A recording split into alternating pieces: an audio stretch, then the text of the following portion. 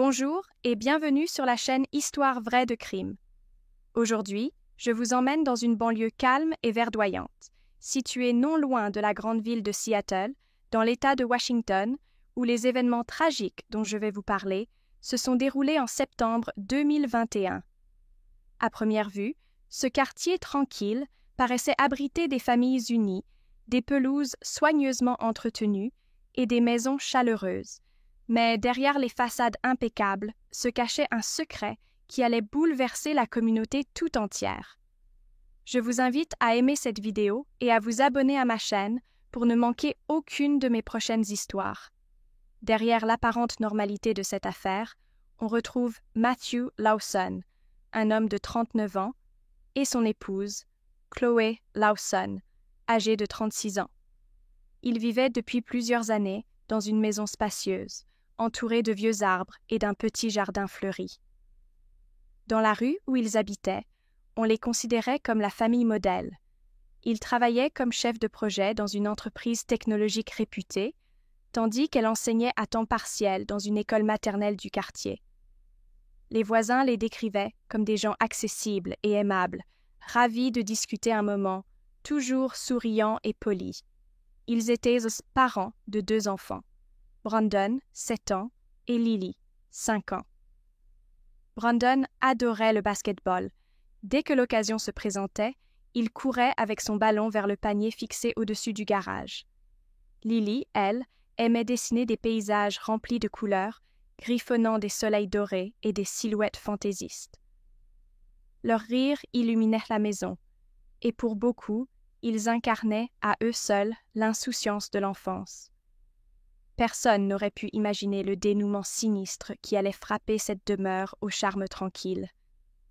Quelques jours avant le drame, Chloé avait mentionné à une voisine qu'elle trouvait Matthew un peu distant, préoccupé, comme s'il était tourmenté par quelque chose qu'il n'osait pas partager. Elle avait cru que ses soucis professionnels ou financiers pouvaient être la cause de ses changements d'humeur, surtout parce qu'il venait de prendre de nouvelles responsabilités dans son travail. De son côté, Matthew montrait toujours ce visage aimable et rassurant, si bien que personne n'aurait pensé à le soupçonner de quoi que ce soit. On le voyait parfois sortir tôt le matin, costard impeccable, gobelet de café à la main, et il revenait le soir en prétendant avoir passé une longue journée au bureau. Tout semblait normal, sinon un peu stressant, comme dans tant de familles cherchant un équilibre entre vie personnelle et ambition professionnelle. Pourtant, un soir de septembre, la police fut contactée en urgence. Au dire des autorités, Chloé, qui était partie faire des courses dans un supermarché voisin, était rentrée à la maison et avait découvert une scène à glacer le sang. Le silence régnait dans la demeure. Tout était calme. Pourtant, la porte de la chambre des enfants était entr'ouverte, et il lui avait suffi d'un regard pour constater le pire. Brandon et Lily gisaient sur le sol. Les premiers éléments d'enquête ont indiqué qu'ils avaient été tués avec une arme blanche, dans leur propre chambre. Les jouets colorés, les draps à motifs enfantins, tout était resté en place, mais cette pièce, naguère pleine de rires et de dessins, devenait du jour au lendemain un symbole d'horreur. Chloé, affolée, appela immédiatement les secours et la police. Elle criait, en état de choc, dans le combiné. En quelques minutes, des véhicules de patrouille arrivèrent, suivis de près par une ambulance et les services médicaux d'urgence. Hélas, il n'y avait plus rien à faire pour sauver les 2 petits. À l'arrivée des enquêteurs, la première question fut de déterminer s'il s'agissait d'un cambriolage qui avait mal tourné. Les policiers notèrent que la serrure de la porte arrière était forcée. Il aurait été plausible qu'un voleur ait tenté de s'introduire dans la maison et se soit fait surprendre par les enfants. Cependant, rien ne semblait avoir été volé. Ni appareils électroniques, ni bijoux. Même l'argent liquide que la famille gardait pour les urgences était toujours dans un tiroir du salon. Les agents commencèrent à soupçonner qu'il ne s'agissait pas d'un crime opportuniste commis par un inconnu, mais peut-être d'un acte prémédité et perpétré par quelqu'un qui connaissait bien les lieux. En croisant les témoignages de certains voisins, ils recueillirent un détail surprenant. Plusieurs d'entre eux prétendaient avoir aperçu la voiture de Matthew plus tôt que l'heure à laquelle il affirmait être rentré chez lui. Une voisine déclara même avoir vu Matthew se garer dans l'allée, puis repartir au bout d'un moment, l'air soucieux, comme s'il cherchait à dissimuler sa présence. Lorsque la police parvint à joindre Matthew par téléphone, ce dernier se montra très calme, voire étrangement détaché, en annonçant qu'il venait juste d'apprendre la nouvelle du drame. Il déclara qu'il était sur le chemin du retour. Son ton n'avait pas le tremblement, l'effroi ou la tristesse qu'on aurait pu attendre d'un père apprenant le meurtre de ses enfants. Les officiers lui demandèrent de se rendre immédiatement au poste pour établir un premier témoignage. Au moment où il arriva, un inspecteur chevronné le questionna sur ses mouvements de la journée. Matthew expliqua qu'il était resté plus tard que d'habitude à son bureau pour un rendez-vous de travail, puis avait été retardé par des embouteillages. Cependant, l'agent responsable de vérifier la cohérence de ses propos constata que quelque chose clochait. Les caméras d'une station-service située non loin de la maison avaient de filmer son véhicule moins d'1 heure avant la découverte des corps, ce qui rendait caduque son histoire de trafic dense. Les soupçons se resserrèrent peu à peu autour de lui, mais encore fallait-il un mobile clair. Au cours d'une perquisition dans la voiture de Matthew, les enquêteurs découvrirent quelques taches suspectes sur le tapis à l'arrière. Elles furent envoyées au laboratoire, où une analyse révéla qu'il s'agissait de sang. Les tests d'ADN démontrèrent ensuite qu'il provenait de Brandon. C'était le premier élément décisif qui plaçait Matthew en situation d'accusé. Malgré cela, l'affaire comportait encore de nombreuses zones d'ombre. Les policiers s'acharnèrent à explorer chaque recoin de la vie de Matthew, examinant ses relevés bancaires, ses courriels, ses messages sur les réseaux sociaux. Puis, surgit un élément inattendu. On trouva des échanges de textos enflammés entre lui et une collègue du bureau. Les dates et heures de ces messages prouvaient qu'il s'agissait d'une liaison qui durait depuis plusieurs mois. Matthew y laissait entendre qu'il souhaitait divorcer, qu'il ne supportait plus certaines contraintes familiales, et que ses enfants, bien qu'il fût censé les adorer, représentaient parfois un poids qui l'empêchait de mener la vie dont il rêvait avec sa maîtresse. Pour le groupe d'enquêteurs, cette révélation confirmait qu'il était potentiellement prêt à tout pour faire disparaître les obstacles qui se dressaient entre lui et la liberté qu'il convoitait. En épluchant davantage les échanges, les policiers tombèrent sur des messages encore plus dérangeants. La collègue de Matthew lui avait confié qu'elle était enceinte de lui. Elle le pressait de prendre des décisions claires sur son avenir conjugal. Il semblerait que la menace d'un scandale, conjuguée à la perspective d'un divorce très onéreux, pesait lourdement sur Matthew. Non seulement il aurait eu à faire face à la honte d'être démasqué comme un homme infidèle, mais en plus, il risquait de se retrouver sur la paille avec la pension alimentaire. D'après certains témoignages recueillis, Matthew attachait une grande importance à son image de père dévoué et d'employé exemplaire. Son entourage ignorait tout de cette liaison et de ses tourments. L'idée de s'enfuir avec sa maîtresse commençait sans doute à lui traverser l'esprit, et il semble que ses enfants soient devenus, dans sa vision déformée, un fardeau. La suite de l'enquête révéla alors un deuxième secret, encore plus sensationnel. Brandon et Lily n'étaient pas biologiquement les enfants de Matthew. Les analyses d'ADN réalisées après le meurtre, destinées à vérifier tout éventuel indice, eurent pour conséquence imprévue de soulever cette vérité cachée. On découvrit qu'il y a longtemps, Chloé avait eu une brève liaison avec un proche de la famille. Elle avait rompu tout lien avec cet homme et élevé Brandon et Lily comme étant ceux de Matthew. Les enfants n'avaient jamais rien soupçonné, et Matthew lui-même l'ignorait totalement, jusqu'à ce qu'il reçoive un courrier anonyme quelques jours avant le drame. Il en avait parlé de façon allusive à une connaissance de son entreprise, celle-ci l'indiqua à la police, en expliquant qu'il venait d'apprendre que ses enfants n'étaient pas réellement les siens. Il se sentait, selon ses propres mots, trahi et humilié, prêt à tout pour que son univers retrouve l'illusion de la perfection dont il avait besoin. L'aspect combiné de ses propres mensonges, sa relation extra-conjugale, et la découverte que Brandon et Lily n'étaient pas de lui serait devenu un déclencheur puissant. Sur la base de ce nouveau mobile, la police resserra son étau. Matthew était celui qui avait tout à perdre si la vérité éclatait. Dans ses textos, on lisait clairement des allusions à une solution radicale qui pourrait mettre fin à ses problèmes.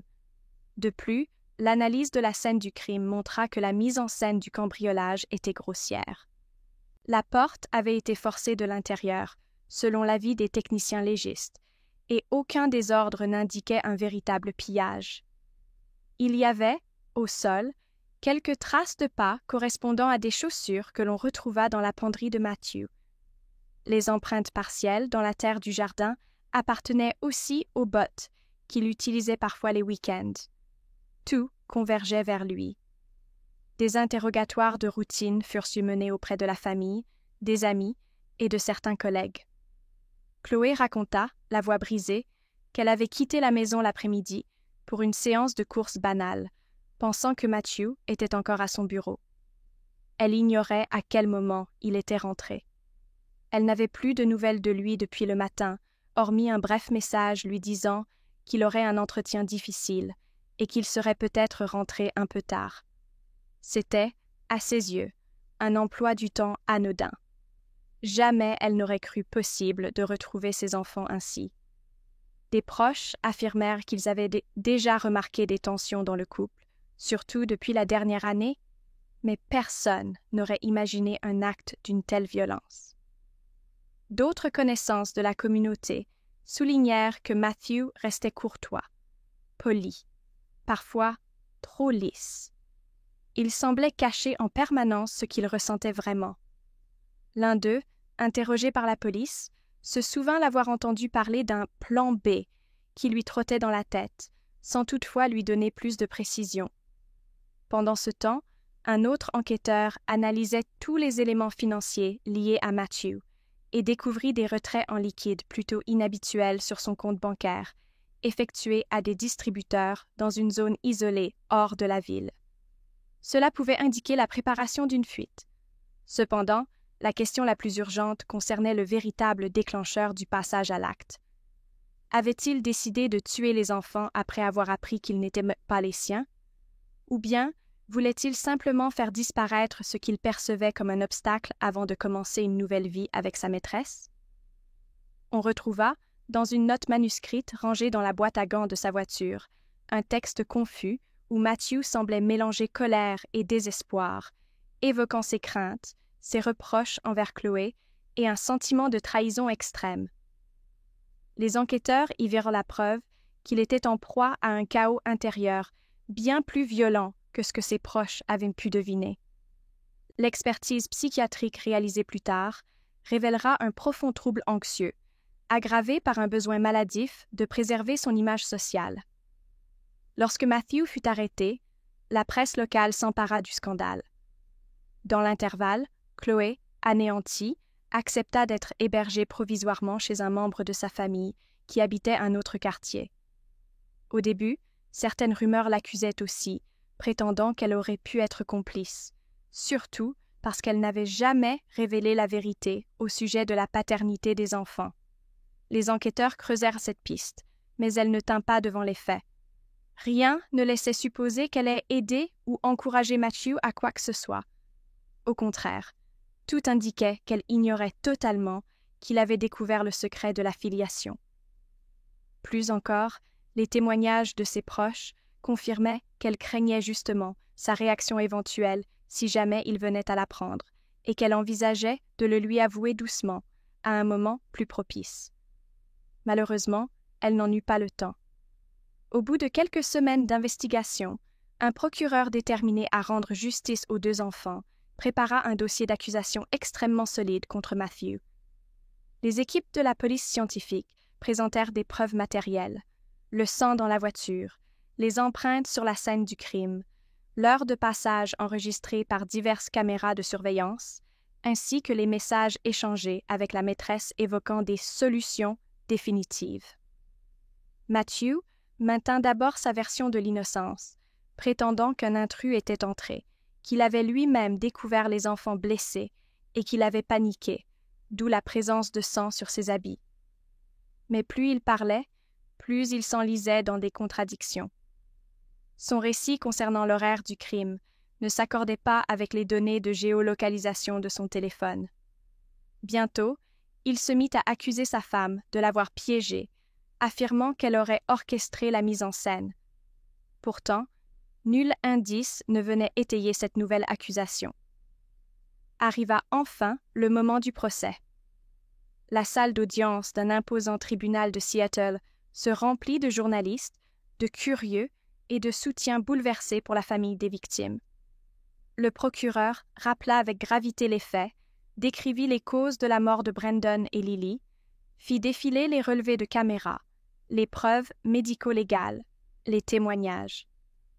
Les avocats de la défense, commis d'office et confrontés à une opinion publique déjà outrée, décidèrent d'adopter une stratégie qui consistait à plaider la folie passagère, l'acte de rage incontrôlé d'un homme qui venait de découvrir que ses enfants n'étaient pas les siens.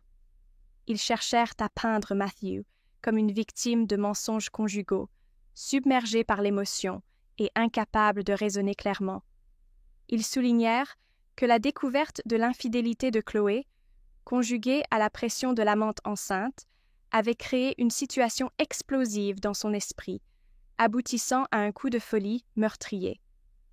Les psychiatres convoqués à la barre discutèrent du degré de responsabilité pénale, détaillant l'état mental de Matthew.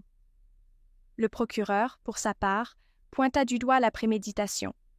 La porte forcée artificiellement, les préparatifs financiers en vue d'une fuite, les messages où Matthew mentionnait qu'il fallait tout recommencer, l'heure à laquelle il errait dans le quartier juste avant l'arrivée de Chloé, et la possibilité qu'il ait laissé les enfants seuls un instant avant de passer à l'acte. L'accusation affirma que, loin d'avoir commis un geste impulsif, il avait bel et bien planifié le meurtre de ses propres enfants pour éviter le scandale d'un divorce, la ruine financière et l'éventualité d'un enfant illégitime à naître de son côté. Le débat fut féroce, les audiences chargées d'émotions. Une foule de sympathisants s'était regroupée à l'extérieur de la cour avec des photos de Brandon et Lily, exigeant la condamnation la plus lourde. Les avocats de la défense tentèrent en vain de jouer sur la corde sensible, rappelant la réputation initiale de Matthew, son rôle actif de père jusqu'à cette tragédie, et le choc brutal subi lorsqu'il avait découvert la vérité sur ses enfants. Mais la conclusion du procès semblait inéluctable. Après de longues journées d'examen, de témoignages d'experts et d'arguments contradictoires, le jury délibéra et rendit un verdict de culpabilité pour double homicide avec préméditation. Le juge, se fondant sur la gravité des faits et l'extrême vulnérabilité des victimes, prononça la réclusion criminelle à perpétuité, sans possibilité de libération conditionnelle. À l'énoncé de la peine, Matthew resta impassible, le regard vide. Plusieurs témoins présents dans la salle affirment qu'il n'a pas versé une larme, ni eu une parole de regret. Chloé, effondrée, sanglotait dans les bras de quelques soutiens, probablement encore sous le choc de ce cauchemar qui avait broyé sa famille et arraché ses 2 enfants. Une fois le procès terminé, la communauté locale se demanda longtemps comment un tel drame avait pu se produire dans un cadre si paisible. Les discussions s'orientèrent vers les pressions que certains individus s'infligent pour conserver une image de perfection, et la façon dont le mensonge peut miner un couple jusqu'à l'irréparable. Certains proches de Matthew réalisèrent qu'ils n'avaient jamais vraiment connu l'homme dissimulé derrière ce masque de père irréprochable. Quelques mois plus tard, un organisme d'aide aux victimes organisa une veillée pour rendre hommage à Brandon et Lily. Des dessins, des fleurs et des peluches furent disposés devant la maison où ils avaient perdu la vie. Une responsable de l'association s'exprima devant la presse, espérant que cette tragédie servirait de leçon et que les familles en souffrance n'hésitèrent pas à chercher de l'aide avant d'en arriver à de tels extrêmes. Chloé, quant à elle, quitta la maison de Seattle pour un temps indéterminé. Elle refusa d'accorder des entretiens à la presse, préférant s'isoler, loin des questions incessantes. Pour la plupart des gens, il demeurait impossible d'imaginer ce qu'elle pouvait ressentir. En quelques semaines, elle avait découvert la liaison de son mari. Sa propre histoire secrète avait été mise à jour, et elle avait perdu Brandon et Lily dans un acte de violence indescriptible. Personne ne savait où elle finirait par se reconstruire, ni si elle pourrait jamais mener une vie sereine après une telle tragédie. Certains membres de la communauté tentèrent de la soutenir en collectant des fonds pour qu'elle puisse couvrir d'éventuels frais de logement et de thérapie. D'autres s'éloignèrent, peut-être choqués par l'ampleur du drame et l'impuissance qu'ils ressentaient, se demandant pourquoi ils n'avaient rien perçu et s'ils auraient pu empêcher l'irréparable. Quant à la maîtresse de Matthew, la collègue qu'il fréquentait depuis des mois, elle coopéra avec les enquêteurs, livrant ses textos et avouant ses rencontres clandestines. Interrogée au sujet d'une éventuelle complicité, elle nia fermement avoir incité Matthew à éliminer qui que ce soit.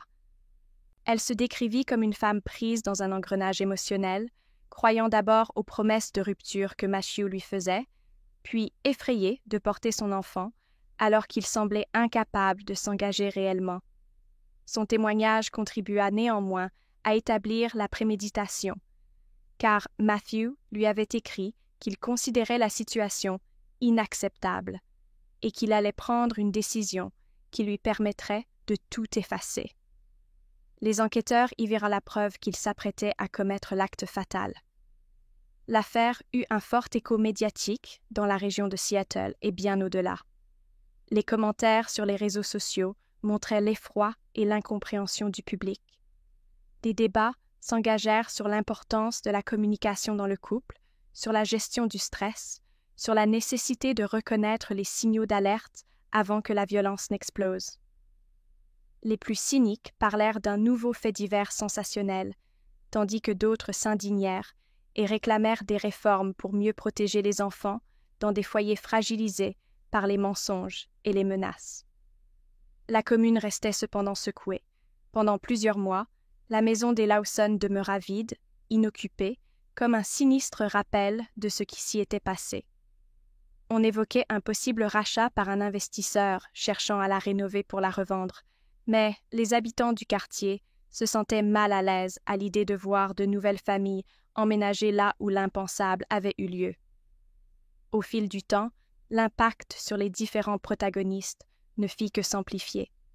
Les membres de la famille éloignée de Chloé durent eux aussi réorganiser leur existence pour l'aider. L'épée de la culpabilité plana longtemps autour de chacun. Aurait-on pu éviter la tuerie si Chloé avait avoué plus tôt que Brandon et Lily n'étaient pas biologiquement ceux de Matthew? Aurait-elle dû se séparer de lui dès le moindre indice que quelque chose n'allait pas? À chaque fois, la même conclusion revenait. Comment aurait-elle pu imaginer que l'homme avec qui elle partageait sa vie, apparemment si dévoué, bascule au point de s'en prendre à leurs propres enfants? De plus, beaucoup se demandaient si la personnalité de Matthew n'avait pas toujours été profondément dérangée, cachée sous un vernis de normalité. Les experts psychiatres parlèrent d'un trouble narcissique, d'une peur panique de l'abandon et d'une incapacité à gérer la frustration. Personne ne sut dire si un signal d'alarme plus clair aurait pu sonner un avertissement et sauver 2 vies innocentes. Dans la prison où il purge sa peine, Matthew se fit discret, selon certains rapports officieux. Il ne participa pas au programme de réinsertion, ne manifesta aucune volonté de repentance ou de confession sincère.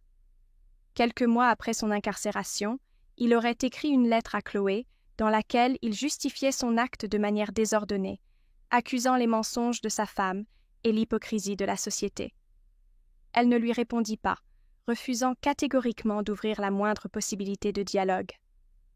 Aux yeux du monde, il demeurait le père indigne qui avait commis l'irréparable pour protéger sa réputation et ses projets. Les années passeraient sans doute sans que la souffrance de Chloé s'apaise vraiment. Pour les habitants de la banlieue de Seattle, Cette affaire laissa une plaie béante. On se souvient de la manière dont, après la clôture de l'affaire, certains commencèrent à verrouiller leurs portes plus tôt, d'autres à équiper leur maison de caméras de sécurité, comme si un sentiment de défiance s'était installé. Les enfants du voisinage, jadis libres de faire du vélo dans la rue, virent leurs parents plus méfiants, davantage protecteurs. Même si le criminel avait été arrêté et condamné, la peur abstraite qu'un tel drame puisse se répéter quelque part, elsewhere, planait dans les esprits. La communauté cessa d'être le havre insouciant qu'elle avait été, et nombreux furent ceux qui vendirent leurs propriétés pour déménager ailleurs, tentant de laisser derrière eux ce souvenir macabre. De longues années après, lorsqu'on raconte encore cette histoire, beaucoup insistent sur la difficulté de cerner la vérité chez autrui, surtout quand la personne s'évertue à préserver une façade impeccable. Ils rappellent que la discussion, la confiance et l'honnêteté auraient pu prévenir bien des souffrances si Matthew avait cherché de l'aide psychologique pour faire face au choc de la découverte, ou si Chloé avait cru pouvoir lui parler de son ancienne liaison. Peut-être que Brandon et Lily auraient grandi en toute sécurité. Malheureusement, les silences, les non-dits et l'obsession du secret se sont avérés une combinaison fatale. Je termine ce récit avec un profond sentiment de tristesse pour cette famille brisée et une pensée pour ceux qui restent, en particulier Chloé, qui a perdu ce qu'elle avait de plus précieux. Je sais que nous ne pourrons jamais pleinement saisir la souffrance vécue dans cette tragédie, mais j'espère que l'histoire de Matthew Lawson nous rappellera combien la vérité et l'ouverture sont essentielles pour éviter de sombres dérives. Merci de m'avoir suivi jusqu'au bout. J'apprécie sincèrement votre présence et votre soutien. Je vous remercie de tout cœur de votre écoute et, si vous désirez continuer à explorer d'autres enquêtes et faits divers, je vous invite à rester avec moi. J'ai préparé de nouvelles vidéos qui plongent dans des affaires tout aussi captivantes et parfois déchirantes. Je vous souhaite de passer un moment instructif et, je l'espère, porteur de réflexion. À très bientôt.